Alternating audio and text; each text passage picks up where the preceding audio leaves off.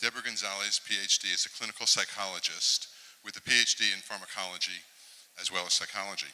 She is co-author of several scientific papers and book chapters about ayahuasca, 2CB, salvia divinorum, and other research chemicals. She is currently conducting a longitudinal study of the long-term effects of ayahuasca on well-being and health of Western users with ICEER's Foundation and a pilot study of the treatment for complicated grief involving holotropic breathwork as a therapeutic tool with the PHI Association.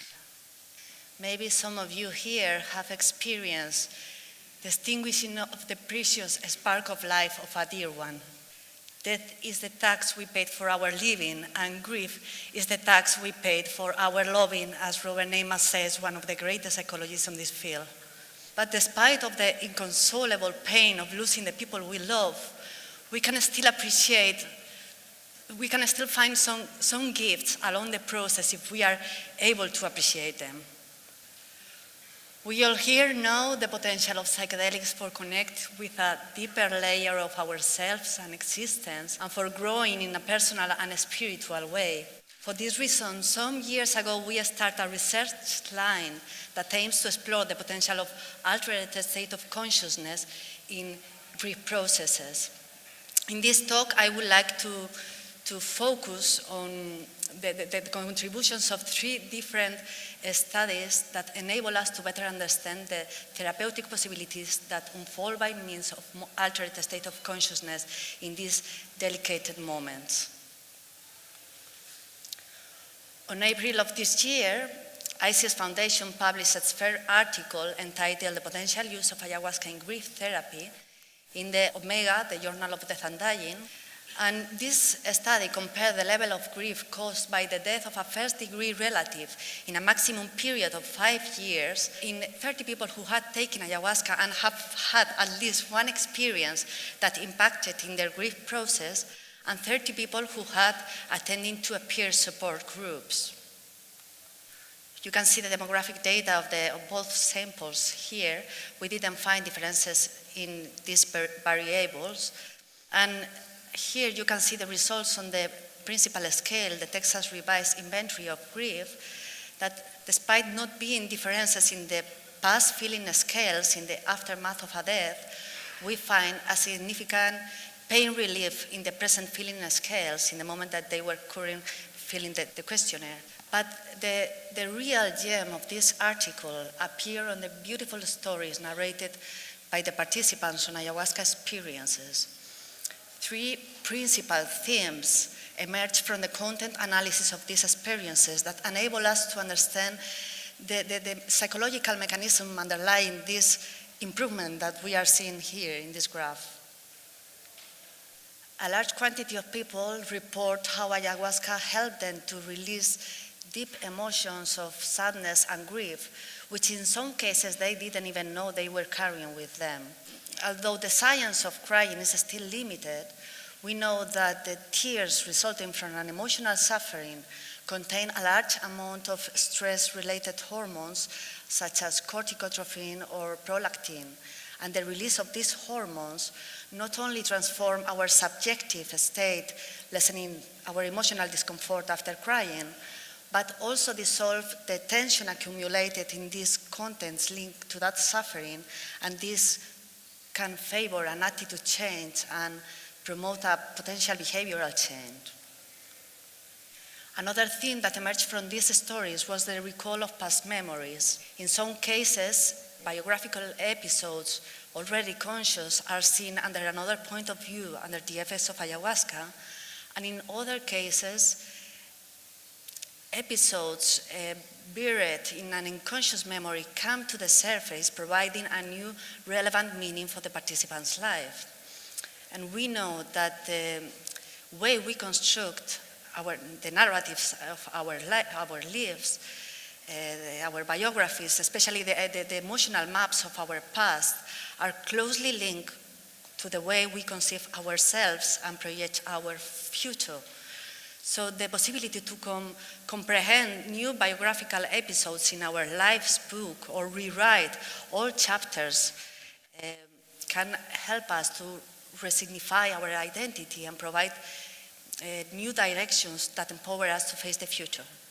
And without resting importance to the psychological processes described earlier, I would like to focus for the rest of the talk in the third theme that emerged from those experiences, those which describe a re-encounter with the presence, the essence, the energy or the soul of the disease. One of the Freud's toughest legacy that appeared in his work, Mourning and Melancholia, was the idea that in order to stop suffering from the death of our loved ones, we must become detached from them, let them go and say goodbye forever. However, during the last years, we have confirmed the therapeutic potential of maintaining this precious bond of connections with our loved one despite their physical absence. Nowadays, this is known as continuing bonds and is one of the main objectives in all the psychotherapeutical interventions.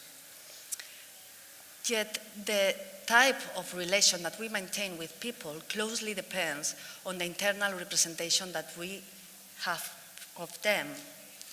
So what we have seen is that under the effects of ayahuasca, a new representation of the disease emerged, not always being something expected by the griever. And as these experiences are emotionally very intense and probably could be the last opportunity to connect with the disease, these kind of experiences reach therapeutical opportunities that other techniques used in psychotherapy cannot offer. So people who have witnessed the painful last days of the disease describe that under the effects of ayahuasca can see them full of joy having a last dance, or the ones who have had a miscarriage, they can see the physical and animated appearance of the creature. This brings us something that has not been described in the scientific literature yet, that is the radical change in the internal representation that we have from our loved ones that ayahuasca can offer, and the clinical implication that this have in the way we maintain the relations with them.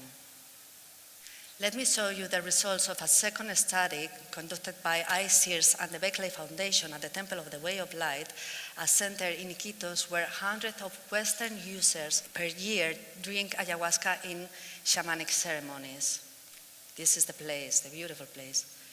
So one of the 5 or 6 objectives of this study, because it's really long, is to assess the quality of life and the severity of the psychopathological symptoms in a sample suffering from grief related with the death of a loved one. And to do this, we use an online data collection system in the cloud, and we conduct the first and the second assessment 2 months and 50 days before arriving to the temple, and given that the centers hold retreats between 9 and 13 days where they take ayahuasca between 5 and 8 times, we conduct the third assessment 50 days after leaving the temple. In this way, we have a period of 45 days between assessment that allows us to assess the impact of the retreat and reduce the time-dependent bias. And finally, we conduct a 3, 6, and 12 months follow-up assessment in order to see the evolution of our outcomes over time. Here you can see the demographic data of the 55 participants who conclude the pre-assessment, and as you can see, around 67% were naive users. And here you can see the results in the Texas Revised Inventory of Grief.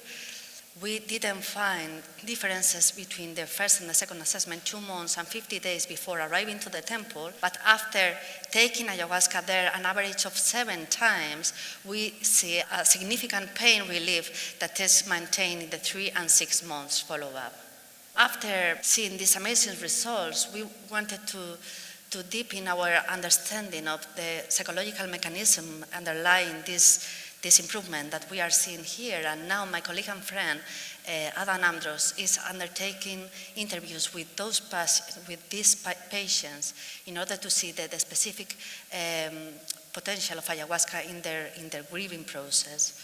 And well, it's early to say it, but we are seeing that new themes are emerging, especially related with existential themes as the cycles of death and life and the acceptance of death. But also we are seeing an enrichment of the previous categories that we have seen in the first study that I have presented. And one participant described how his grandparents had a car accident. His grandparent was driving and his grandmother died. And after 10 months, his grandfather also died because of sadness.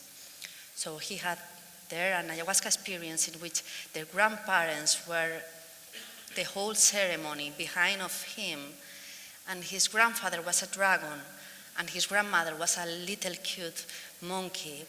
So as you can imagine, the impact that these archetypal images can have in the way he related with them after this experience. And let me talk a little bit more about a pilot study to design a new clinical intervention for complicated grief, including ayahuasca and holotropic breathwork as therapeutic tools and based on a constructivist and existentialist approach. I must be honest, this has not been easy as there is no manual of psychological intervention with altered state of consciousness based on scientific literature, and even less focus on grieving. So, well, we are learning. And we designed a therapeutic protocol consisting in 14 therapeutic sessions of 1.5 hours with the possibility to include 4 more sessions if it's required by the participant, and from 1 to 4 altered state of consciousness sessions, depending on the clinical process of the participant and the clinical consensus of the therapist. We have the opportunity to treat 16 participants, 16 patients, 8 with ayahuasca and 8 with holotropic breathwork. And until now, we have treated 4 patients, 1 dropped out, and 3 have completed the treatment. Here you can see the demographic characteristics of these 3 participants. And here you can see in the principal scale, the inventory of complicated grief, how all of them score over 25, that is the minimum to be considered complicated grief, in the pre-treatment assessment. And after the treatment, all of them score far below 25, and this score is maintained in the 6 months follow-up. But let me talk a little bit more about the process that we had the privilege to assist. Before treating any patient, we thought that the first therapeutic stage before the altered state of consciousness session should to be focused on a detailed explanation of the study and answering questions to promote the therapeutic alliance with the patient, reviewing the patient's story and the grieving process, and identifying the most difficult aspect of the process and expand the awareness of these difficult aspects. In the distant ignorance of our desk, we thought that despite patients not having any specific purpose to work towards the altered state of consciousness session, if we expand the awareness of these difficult aspects in the previous session, this material, this content will emerge during an altered state of consciousness and will provide a new perspective on the problem. But we were wrong. Despite of working in different topics for each patient, what emerged again and again was the same themes that we have seen in the previous study, the emotional catharsis, the recall of past memories, and overall the re-encounter with the disease. So now we know that these kind of experiences are not only induced by ayahuasca, but they are psychological processes that emerge naturally in an altered state of consciousness oriented toward the resolution of the grieving, because they are key components to make the process advance.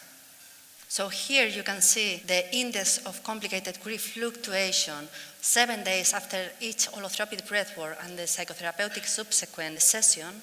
And here you can see the markedly decrease in the inventory of complicated grief after the experiences of re-encounter with the disease. All of them moved to have complicated grief to not having after that. But as you can see here in the second patient, after this important experience, the index of complicated grief again increased, reaching one of the highest scores in the whole treatment. This is Mike. He's a father of 2 beautiful girls. He came to us with symptoms of anxiety after trying to avoid repeatedly the painful feelings of facing the death of his father. And during the first therapeutic stage, he narrated a biographical story marked by an absent father who sheltered in the alcohol and in the bar every time he was needed.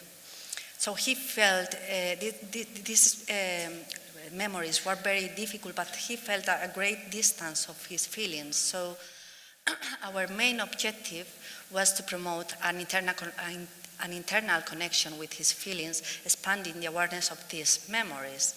So during the holotropic, in the first holotropic breathwork, we expect an emotional catharsis, but instead of that, he recalled an important biographical episodes, remembering also new information that allows him to understand this chapter of his life from another perspective. He says, "Since my father died, I was tormented because he had refused to hold my hand while I was with him during his last days at the hospital. But now I remember it was not that way. For some minutes his hand rested in mine." Here you can see the highest rated items of the feelings during the holotropic breathwork in the visual analog scales there. And as you can see, after this experience, the index of complicated grief increased a little bit, a slightly increased. What happened is that this experience not only enabled him to resignify the painful chapter of his father's death, but also connect him with a series of positive memories that begin to emerge as the 3 times his father saved his life. So opening the door to these positive memories, we begin to explore new plots in his biography, and he began to connect with the sadness of these missing positive memories. So 3 weeks later, we conduct a second holotropic breathwork, and this time he had a re-encounter with his father, and in this occasion the internal representation of his father totally changed. He said, "I felt my dad embracing with all his energy. I started crying because of joy and sadness at the same time, because we didn't share such moments when he was alive." Additionally, a process of identification with his father occurred. He says, "When I realized his love, I realized I am loved too. He is now that love that I feel today." So as you can see here, after this experience, the index of complicated grief markedly decreased, and Mike was totally radiant and full of energy, and he goes to a spiritual music performance in order to connect with this deep emotion of love that he felt during the session. But his mother and his wife began to be worried because all the time that he was spending outside his home. So they accused him to be an absent father. And David, trying to avoid the conflicts at his home, leave the house every time they have an argument. So this resulted in spending even more time outside his home. So 3 weeks after this experience, he was totally destroyed and desperate because of the family problems that he was generating at home.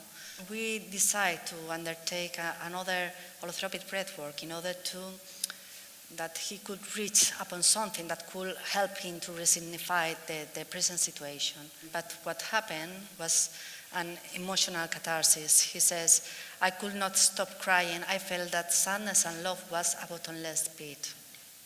So as you can see here, after this experience, the index of complicated grief increased, reaching one of the highest points in the whole process when we were about to finish the treatment. So what happened between this last text course was derived from the application of an adaptation of the laddering technique, that is a constructive technique that aims to elucidate the higher order of implication of a specific construct in the hierarchical nature of a meaning system. So in order to bring the knowledge of this experience to a higher order of knowledge, we asked, "Mike, is there something that these experiences of altered state of consciousness can tell you about your personal situation?"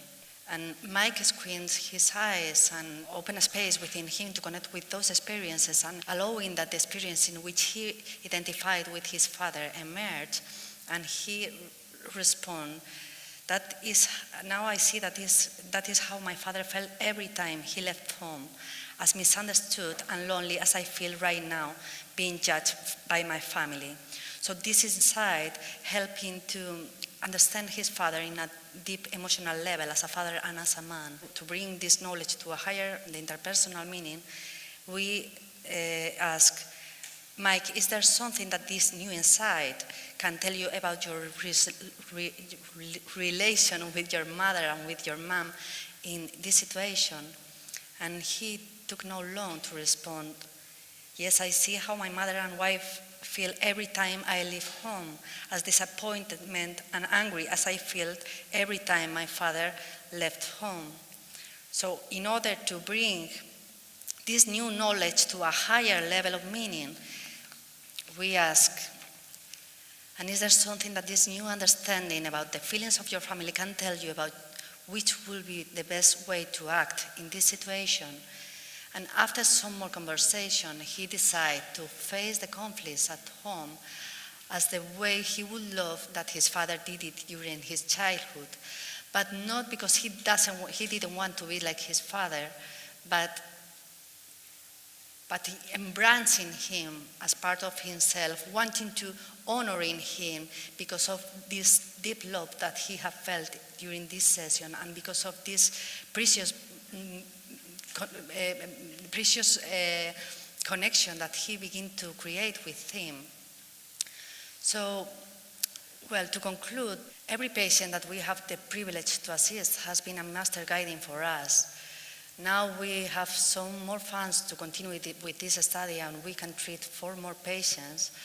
And we are realizing that the importance that have not only the experiences of altered state of consciousness as such, and not only the effects that could arise in the afterglow, but also the importance of learning how to listen to these experiences, allowing them to express in different areas of our lives, ensuring knowledge acquired through a reflexive process, through a constructive and creative process, and letting the experiences evolve a long time as we do, so they keep coloring our lives along the time.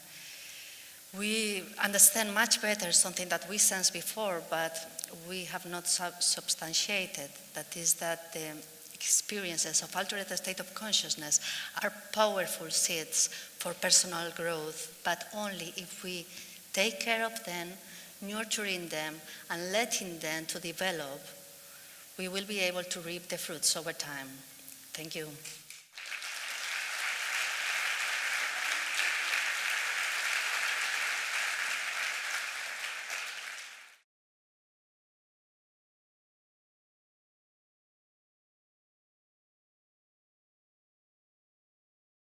We have not collected data about the therapeutic potential of the purge, of vomiting. So I don't have data to respond that. I know for my own experience that when you purge something, it's always related with a psychosomatic content. So for sure that there is a link there, no, between the purge and the therapeutic possibilities that have in the grief.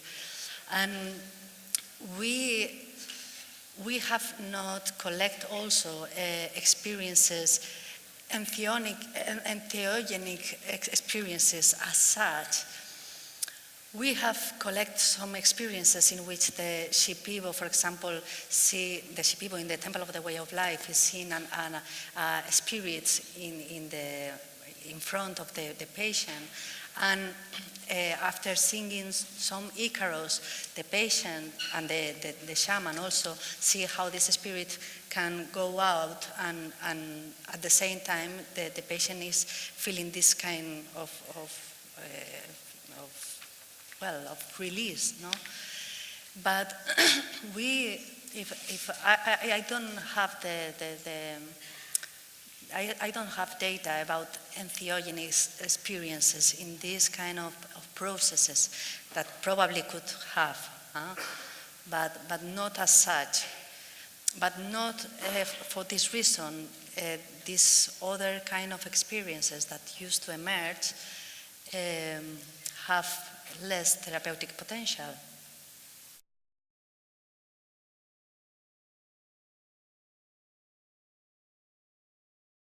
In the first study was an observational study, and the second study is also an observational study. I know that there in the temple they used to use different doses depending on the process of the participant. And in this third study, we are going to use a medium dose that, based on the clinical trials of Jordi Riba has made in the hospital, San Paulo Hospital. So we know that if we use an ayahuasca with a lot of quantity of DMT, probably they have a very colorful experiences and very with a lot of emotional intention.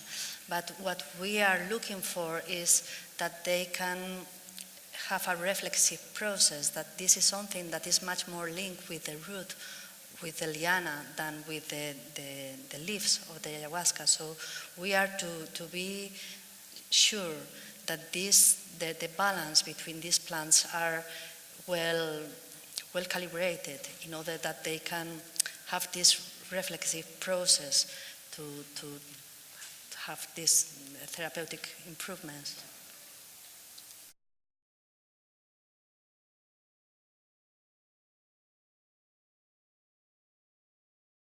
The study conducted by the Berkeley Foundation and the ISIS Foundation, we collect data about the potential of ayahuasca in stress post-traumatic disorder, grief, anxiety, and depression. So the people who have showed the demographic and the results here, they knows that they are in a grieving process, and they goes there to take ayahuasca, especially to be confronted with their grief. But we are seeing also that people in the group of depression and post-traumatic stress disorder and anxiety also, they have experiences in which a grieving process emerged that they didn't know that they were with this problem inside. So especially in the group with anxiety, there are a lot of people with have fears of death, existential fears about his own death, or about the death of his relatives. In the depression group, they have depression because of a grieving process, something similar that what the psilocybin study have been explaining here, no? That the one who was taking a lot of alcohol, but after that the experience was like a relief of this grief, a connection with his father. No? So there are a lot of people who is arriving to the temple to treat another symptoms, and after that an experience of grieving process emerged. And we can't include these participants to our sample now because they are assessed with another tools. So the ones that we have present here is just this one that they go to the grieving process. And in the first study, there were a lot of people that they didn't have the intention to treat his grief, and suddenly appear. So this is a retrospective study, we can to include these patients, these participants in our sample.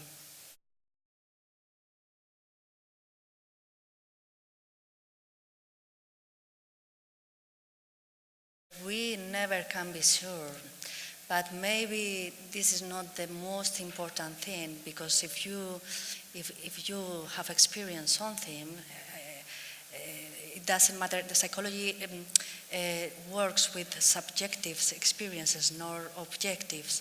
So if you experience one memory that maybe is false or not, the important thing is what this means for you, and how do you feel with this, and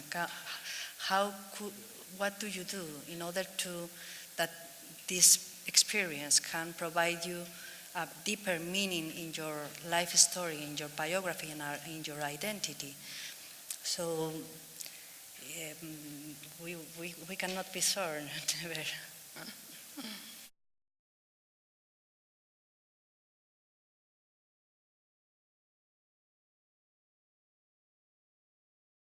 this is an observational study, so what we are assessing really is the impact of the whole retreat in their grieving process. This whole retreat is the shamanic ceremonies, to be in contact with this cosmovision, to have yoga there, the integrative people, to be in community with other people. All of these factors are there, no? And could be a bias if you try to assess only the impact of the ayahuasca. But for these reasons, we are trying to undertake interviews with the patients of these studies in order to explore with their narratives the specific impact that the ayahuasca had in their grieving process. And many of them, it's very difficult, it's almost impossible to separate the influence of ayahuasca from the Icaro that she was singing in this moment, the maestra or whatever. No? So we have to see the impact of these ceremonies like a whole therapeutic setting, you know. This is really different to the pharmacological the science of the studies, no? And also the third study is also different to the medical paradigm, because we are using ayahuasca as a therapeutic tool to design a way to work with the contents that emerge, not to assess the effects that arise after the ayahuasca. So it's another kind of paradigm again. It's a psychological paradigm.